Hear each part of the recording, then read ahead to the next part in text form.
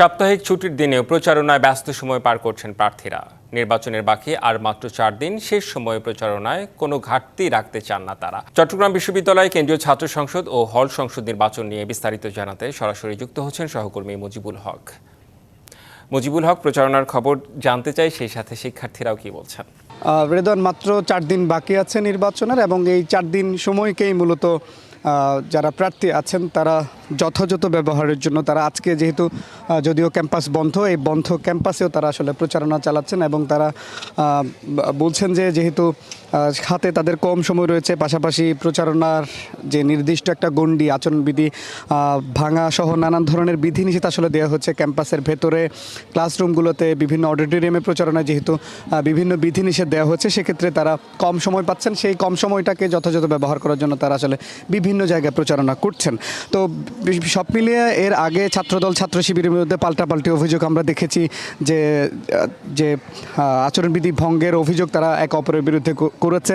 একটু আগে আর অন্য একটি প্যানেল থেকে শিবিরের বিরুদ্ধে আর একটি অভিযোগ দেওয়া হচ্ছে, অর্থাৎ অভিযোগের পর অভিযোগ আমরা আসলে দেখতে পাচ্ছি। এর বাইরে কিছু প্যানেলের পক্ষ থেকে তারা আসলে যাচ্ছেন, তারা আবাসন সমস্যার সমাধান সহ নানান ধরনের প্রতিশ্রুতি আসলে তারা দিচ্ছেন। আমাদের সঙ্গে একজন প্রার্থী আছেন, একটু ছোট করে কথা বলতে চাই। আসলে কি আশ্বাস দিচ্ছেন ভোটারদের, কিভাবে সেটা বাস্তবায়ন করবেন?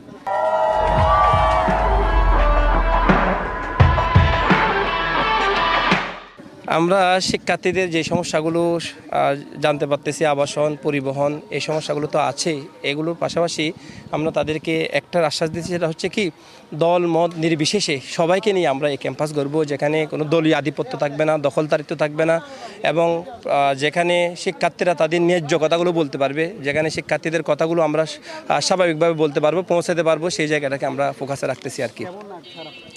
আলহামদুলিল্লাহ, আমরা ভালোই সারা পাচ্ছি। যেহেতু আপনারা জানেন আমাদের চট্টগ্রাম বিশ্ববিদ্যালয়ের রাজনৈতিক ইতিহাস কিন্তু